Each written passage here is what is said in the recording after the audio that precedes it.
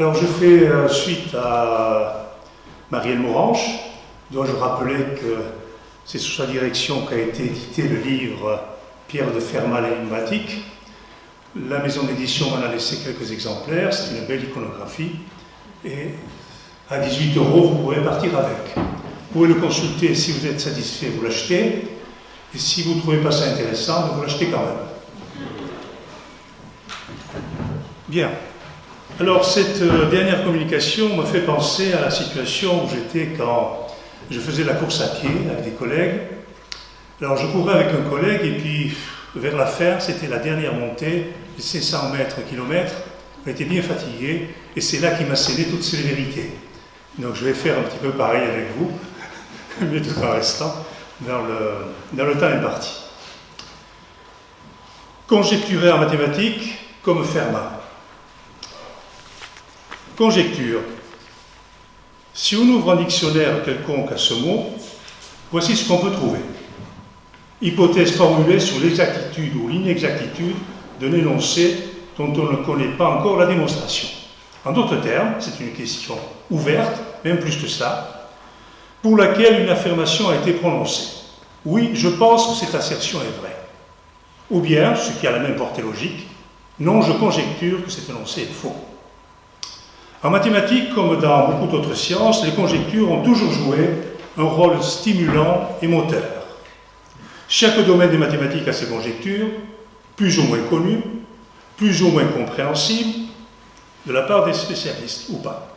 Il y a des listes officielles pour mathématiciens professionnels, j'en parlerai tout à l'heure, ou bien d'autres beaucoup plus compréhensibles pour amateurs éclairés. Conjecturer est d'ailleurs une démarche qui est encouragée dans l'apprentissage des mathématiques, y compris dans les collèges et les lycées, je vous en dirai un mot. Conjecture.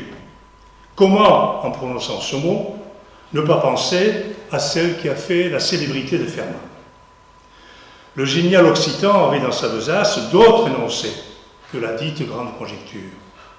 Lancer des conjectures, des défis, était d'ailleurs pour lui une manière de faire avancer les mathématiques, et il en a beaucoup usé. Conjecturer, qu'en est-il aujourd'hui? Les conjectures jouent toujours un rôle dans la formation et la recherche mathématique. L'outil informatique, permettant des calculs puissants, aide aussi à étayer ou réfuter une conjecture que le simple cerveau humain peut concocter. Mais on peut se faire piéger. Dans cette courte communication, je vous montrerai, sur des exemples simples, comment des calculs poussés, le résultat de calculs poussés dont ne disposait pas Fermat, des considérations physiques ou numériques, peuvent conduire à avancer la véracité d'un énoncé alors qu'il est mathématiquement faux. Bref, une formule peut être numériquement ou physiquement admise comme exacte et mathématiquement incorrecte. Alors, quel est le plan de cette courte communication? Je vais dire un mot sur la célébrité et la destinée des conjectures. Ensuite, on va aller voir du côté des lycéens, des collégiens, ceux qui pensent les conjectures. En troisième point, je vais balayer un spectre qui va rapidement du côté du grand public jusqu'aux mathématiciens professionnels. Je vous donnerai des exemples de conjectures ou comment on arrive à leur énoncer, comment les résoudre éventuellement, et surtout comment se faire piéger. Alors je vais en donner simplement deux, je n'aurai pas le temps davantage, mais de toute façon j'ai un texte écrit, si ça vous intéresse, je pourrais vous le faire communiquer, et je terminerai par une conclusion sur ce que doit être une conjecture aujourd'hui. Alors si on va du côté, on va commencer par la célébrité et la destinée de conjecture. D'abord, avant d'aller plus loin, conjecture est parfois confondue avec conjoncture. Nous l'avons observé sous la plume de journalistes scientifiques, mais aussi dans des discours de secrétaires d'État ou ministres des universités, ici même à Toulouse. Nous avons nous-mêmes sans doute failli sur ce point, mais c'est bien de conjecture qu'il s'agit ici. Qu'est-ce qu'une conjecture célèbre? Voici, selon moi, les trois critères qui font qu'une conjecture va devenir célèbre. D'abord, l'énoncé doit être simple, compréhensible par le plus grand nombre de mathématiciens, voire de non-mathématiciens. La grande conjecture de Fermat, bien sûr, en est un exemple parfait. Deuxième condition, avoir résisté assez longtemps aux assauts des mathématiciens, amateurs ou professionnels. Plus la conjecture dure, plus elle devient célèbre. Et enfin, troisième point, c'est sans doute le plus important dans le contexte de l'avancement des sciences, avoir engendré des nouvelles mathématiques à travers les différentes tentatives de résolution. Alors, l'image que j'en ai, moi, à cet égard, de la résolution de conjectures, c'est, il y a des fêtes foraines, vous avez des machines à sous, enfin, à une certaine époque, derrière des vitres, il faut faire tomber des pièces à l'aide de mouvements de l'extérieur. Alors, ça semble tout à fait faisable, vous avez les pièces qui sont au bord du présentoir, et quelques mouvements, vous allez réussir à les faire tomber. Alors, vous payez d'abord, bien sûr, vous essayez encore, mais enfin, qu'est-ce qui se passe? Pourtant, je sais comment il faut faire, on s'énerve, et puis on abandonne. Celui qui est derrière vous, qui vous a vu faire, oh là là, il s'y prend mal celui-là, moi je vais y aller. Et derrière, il s'y met, il essaye, ça ne marche pas, encore ça ne marche pas, il s'énerve, et puis il abandonne. C'est un petit peu comme ça que ça se passe pour une conjecture. Alors, quelle est la destinée d'une conjecture? Elle se résume à deux possibilités. Ou bien elle est démontrée, au sens mathématique du terme, c'est-à-dire qu'on donne une démonstration, on dit aussi une preuve, l'anglicisme, proof, validée par les mathématiciens, ou bien elle est réfutée, c'est-à-dire qu'on exhibe un exemple contraire ou un contre-exemple. Sinon, le problème reste ouvert, c'est la formule consacrée, et la conjecture continue à vivre. Alors, je vous ai dit qu'il fallait comprendre d'abord le sens du mot conjecture et conjecturer. Regardons du côté des collégiens et lycéens. Voici le programme, du moins des objectifs c'est tiré d'EduSchool, en collège. Alors, je ne vous demande pas de lire le tout, mais vous voyez une phrase, une ligne qui dit « Les pratiques d'investigation, essais-erreurs, conjecture-validation sont essentielles et peuvent s'appuyer aussi bien sur des manipulations, etc. etc. » De même, dans le programme de mathématiques du cycle 4, donc s'engager dans une démarche scientifique, on termine, simplifier ou particulariser une situation, émettre une conjecture. Donc ça signifie que l'enseignant, le formateur, doit avoir bien intégré que dans les programmes apparaît le mot conjecture et l'activité de conjecture. Voici maintenant un sujet d'examen. Baccalauréat général, 2017. Alors en général, vous savez comment c'est, ce sont des suites d'exercices indépendants. Là, c'est plus comme autrefois, avec une première partie, une deuxième partie, troisième partie, puis un feu d'artifice au quatrième partie. Non, là c'est maintenant des exercices indépendants, et il y a toujours une étude de fonction, exponentielle, logarithme. Alors voici un des sujets, donc de l'année dernière, où vous aviez l'étude d'une fonction, et qu'est-ce qu'on demande? Je ne sais pas si c'est tout à fait visible. On vous dit qu'à l'aide d'un logiciel, on a représenté différentes valeurs de petit a, c'est l'abscisse d'un point, et un tableur vous a indiqué la longueur du segment PQ. Et vous observez que pour différentes valeurs, je ne sais pas si ça marche, ça peut peu importe, de A, vous avez toujours la longueur PQ qui est égale à 2. Et surtout, quelle est la question? En bas, que peut-on conjecturer pour la longueur PQ? Donc vous voyez que l'élève qui est en situation d'examen, il doit avoir compris ce que signifie ce verbe. Alors évidemment, là, vous allez conjecturer avec moi que cette longueur est toujours égale à 2, quelle que soit la valeur du paramètre. Et c'est justement la question suivante, démontrer cette conjecture. Bref, dès le jeune âge, il faut savoir ce que signifient les vocables, conjecture et conjecturer. Alors je vous ai dit, ça c'était un sujet du bac l'année dernière. J'ai pensé prendre le sujet du bac de cette année, puis j'ai oublié en partant. J'aurais voulu vous le présenter, le sujet qui va sortir vendredi, mais j'ai oublié.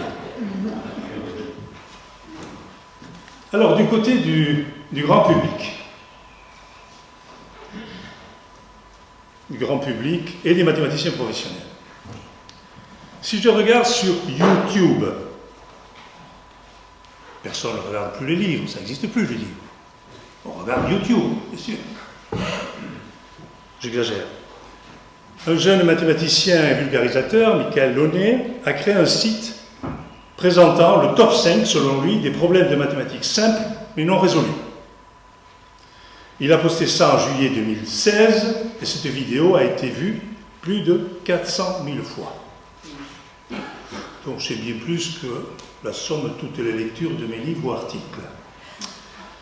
Alors, puisque c'est destiné à un grand public, le document se doit de s'appuyer sur des notions mathématiques simples ou faciles à comprendre. De fait, les problèmes posés concernent exclusivement les nombres et la géométrie du plan. Donc il a donné 5 énoncés, et évidemment, ce n'est pas parce que les énoncés sont simples que ces problèmes sont difficiles, sinon ils n'apparaîtraient pas dans le champ des conjectures.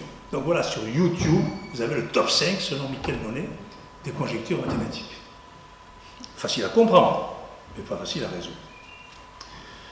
De l'autre côté du spectre, tout à fait en bout, les mathématiciens professionnels. Ils ont, eux, des listes célèbres de problèmes non résolus. Mais je ne mentionne ici qu'une dont la diffusion a reçu une couverture médiatique sans précédent. En 2000, les époux Clay, ce sont des gens fortunés des États-Unis, créent un institut Clay et lancent la chose suivante. Avec les mathématiciens professionnels, ils ont considéré ceux qui, selon les mathématiciens professionnels, sont les 7 plus importants problèmes non résolus à ce jour. 7 défis mathématiques. Oui, et avec $1 million de récompense pour la résolution de chacun des problèmes. Ne nous y trompons pas. Les énoncés mêmes sont difficiles et peuvent être incompréhensibles si on n'est pas dans le sujet. Donc c'est ce qu'on appelle les 7 problèmes du millénaire de Clay. Alors reconnaissons que ce fut un coup de publicité magistral. En effet, les Clay savaient bien que ces problèmes, qui avaient résisté des années et des années à des super mathématiciens, ne seraient pas résolus en quelques années. Donc pour les Clay, ça fait de la publicité pendant des années, à moindre coût. Et de fait, seul un des 7 problèmes sur la conjecture de Poincaré a été résolu depuis 2000, un seul, 7, par un jeune mathématicien russe qui d'ailleurs a refusé le prix d'$1 million.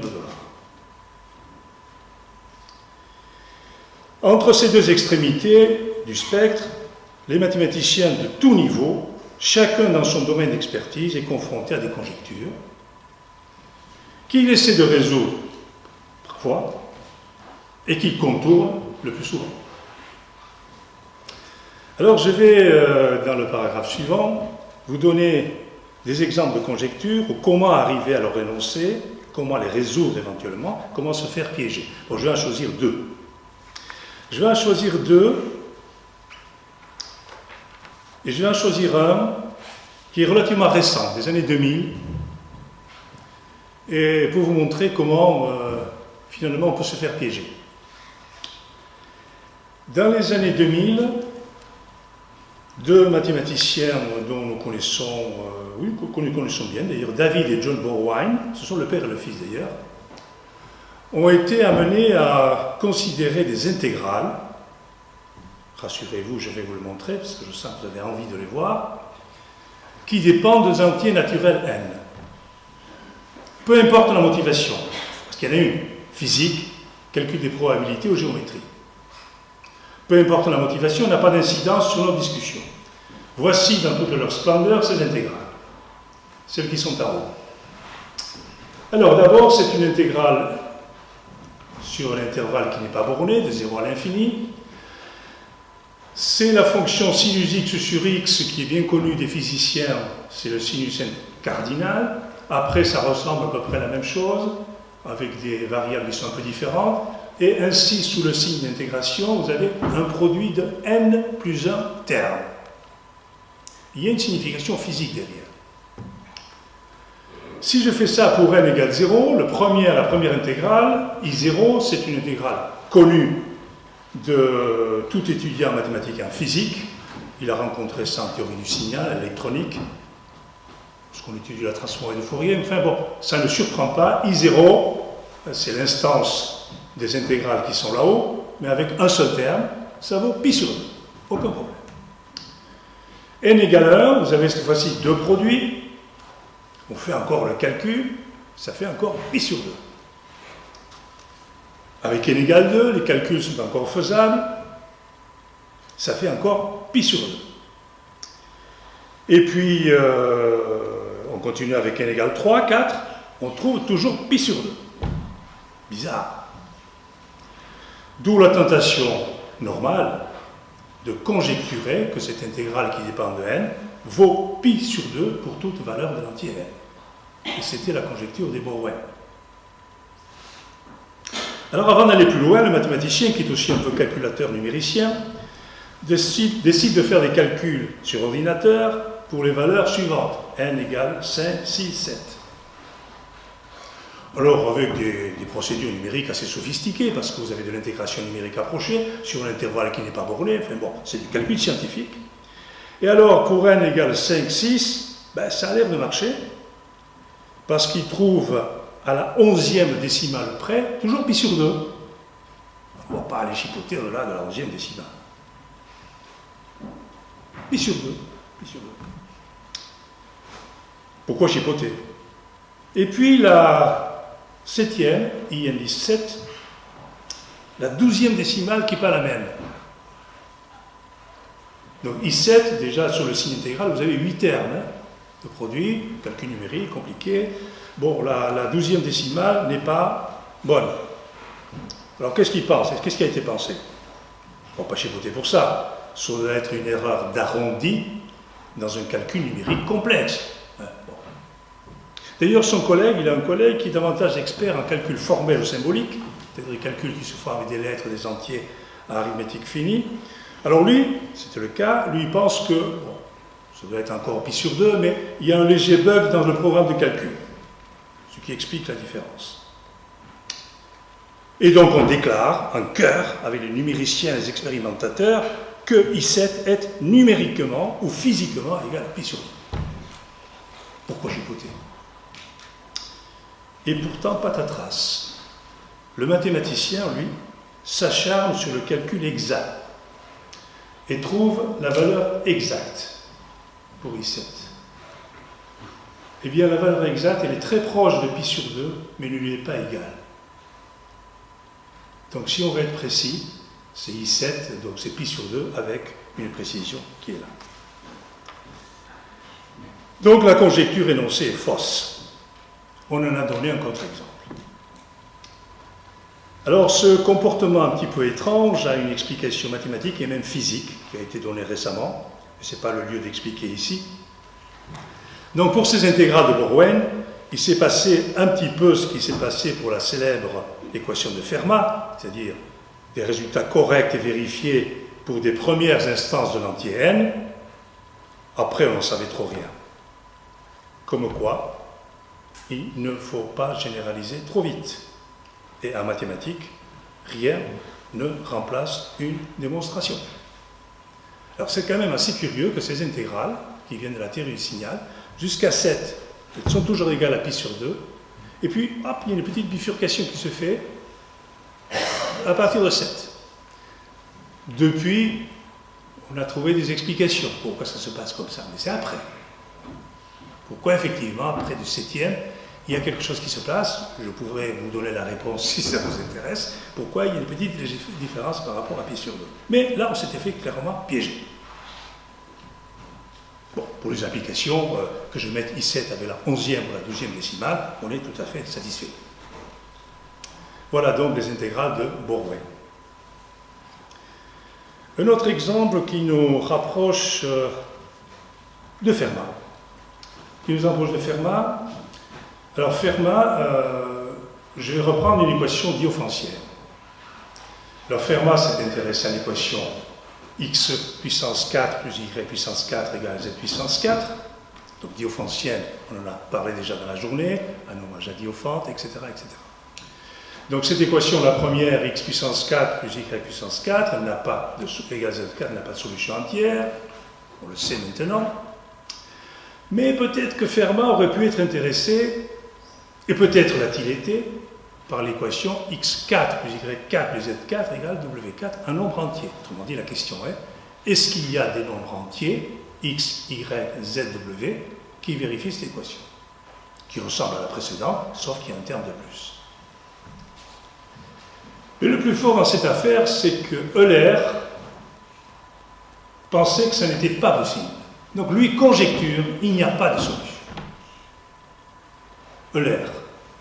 Ça me rappelle, en classe de terminale Mathelem, j'avais un professeur de philo. Il nous parlait de Euler, le grand Euler. Même en philo. Et donc, quand Euler attaquait un problème, ce n'était pas pour enfoncer des portes ouvertes. Mais lui, il est sûr, il conjecture qu'il n'y a pas de solution. Les mathématiciens, pendant 200 ans, s'acharnent dessus. Et ce n'est qu'en 1988, qu'à l'aide de mathématiques avancées, mais surtout de gros calculs sur ordinateur, on a proposé cette solution. On ne peut pas imaginer cette solution, il faut être aidé par l'outil informatique. Et donc, la conjecture d'Euler s'avère fausse.